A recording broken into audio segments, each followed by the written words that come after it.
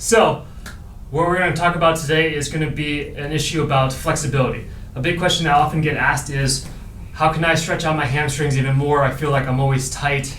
It always feels like it's restricting me from getting into positions. Or I can't even deadlift because I feel like my hamstrings are too tense and tight.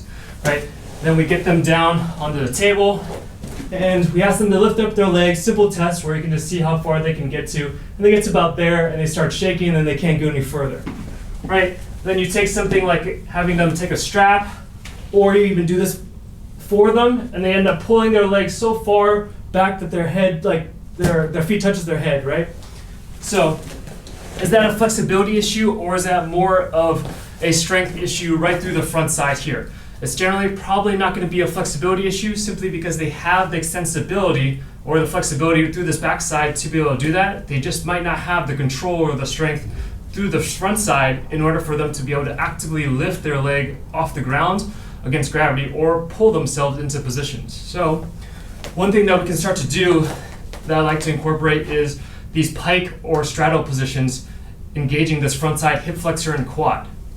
Okay, so pike position is going to be feet together, and as a starting point, if you've never done this before, you can have your hands down by your side or even behind you, which will make the movement even easier.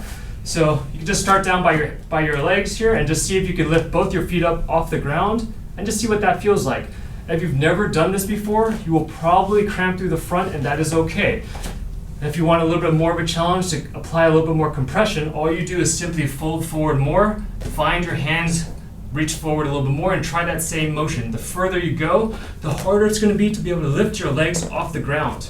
So you can start with just doing repetitions of that and then ending up doing something like pulse positions where you're just here and you're trying to just go up and down with that body position and then coming back down. So that's going to be the pike. Another position that you can start to utilize is that straddle. So this will now just challenge that single leg a little bit more without having the other side being able to help with that compression. Again, hands back here will make it a little bit easier, and you can just lift off this way. Hands a little closer, a little bit harder. Hands through the front here, even harder. And you're just trying to get into some lifts with some pulses. Give those a shot, go through any of those progressions and try that, as this will help to improve that hip flexor strength, which will help get you a little bit more of that extensibility that you're looking for so that you can do this motion easier and also take away some of that perception of tightness. Thanks everyone for watching. Let me know what you think.